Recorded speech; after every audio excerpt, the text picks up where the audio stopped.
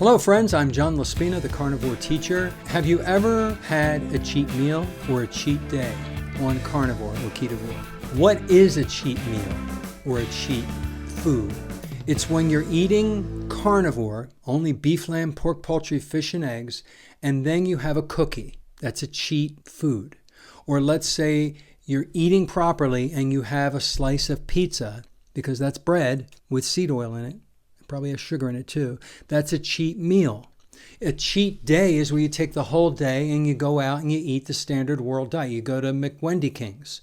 That's a cheat day. I don't like the phrasing of that. And my friend in Australia, David, DC Learning to Live, told me it's really not a cheat meal, because when you're cheating, think about sports. When you're cheating, you're trying to get to the finish line faster, and you're trying to do whatever it takes to get there faster.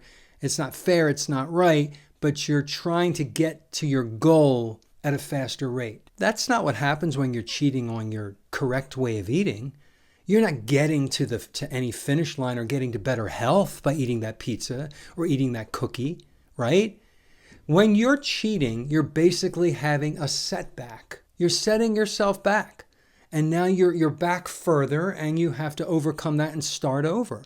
And then on the back end, you've got these bad thoughts in your head like, oh, I cheated. I'm stupid. I'm dumb. Why did I do that? I stink. And you start beating yourself up and you don't forgive yourself as easily. Each time you cheat, which is a setback, you beat yourself up and you have to start over. So a cheat really is not a cheat. It's a setback. Think of it that way. Now, personally, for me, and this is the way my brain is wired, everybody's different, but for me, I don't have a setback meal or a cheat meal, because when I do, I feel bad. I have to start over, because the way my brain is wired, 100% on this way of eating is effortless for me. I don't have to think about it. Anytime a cookie or a piece of pizza or anything that has sugar or seed oils is in front of me, the answer is always no. Just, I don't eat it. Like it's poison. Like it's, when I walk in the store and you pass by, behind the counter, they have all the tobacco products, all the cigarette and the vape and the pipe tobacco, all that stuff. I see it. I see people standing in line, ordering it and putting it in their bag and taking home and consuming it. I don't partake in that. Ever. It's a no for me. So for me, cake, cookies, pie, sugar, snacks, brownies, pizza, bread, rice, that I put in my brain, I put that in the same compartment. It's in the same category as tobacco products. I don't partake ever until the day I die. I don't think of it as anything I put in my body.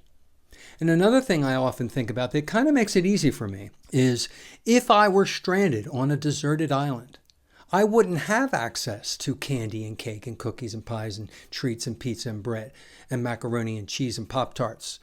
I wouldn't have access to any of that ultra highly sugared processed food. I would have to kill the fish, catch the fish, cook it, eat it. If I could find anything on the land that had meat, I'd have to survive with what I could find. So we only cheat because it's available. If it wasn't available, you would not be cheating. I'm going to stop using the word cheat now because it's not a cheat. It's a setback. Remember, cheating means you get to the finish line faster.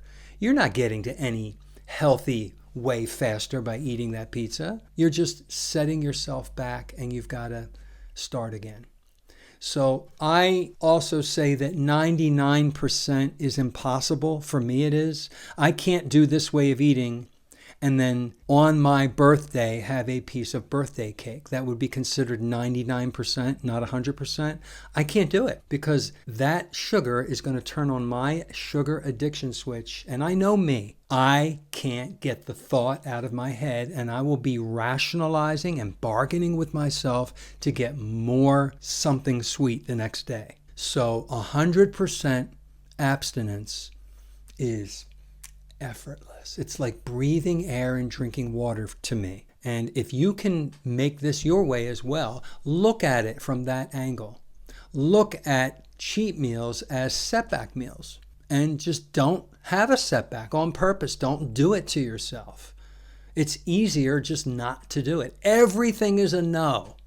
Everything having to do with processed food and fast food is just a hard no. We eat beef, lamb, pork, poultry, fish, and eggs.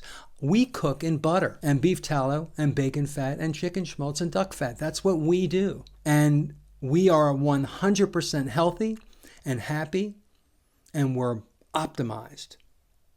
We're weight optimized, emotion optimized, mental clarity optimized. So I encourage you to think about food that way. Food is for nutrition. And when you're at a party and everybody's holding the birthday cake, hold the birthday cake and then go set it down. You don't partake. If you don't drink alcohol and everybody's drinking, have a glass of something else while everybody else has their alcohol. Nobody cares that you're not drinking alcohol, but you don't drink because it's poison. It is. Fructose is poison. It is.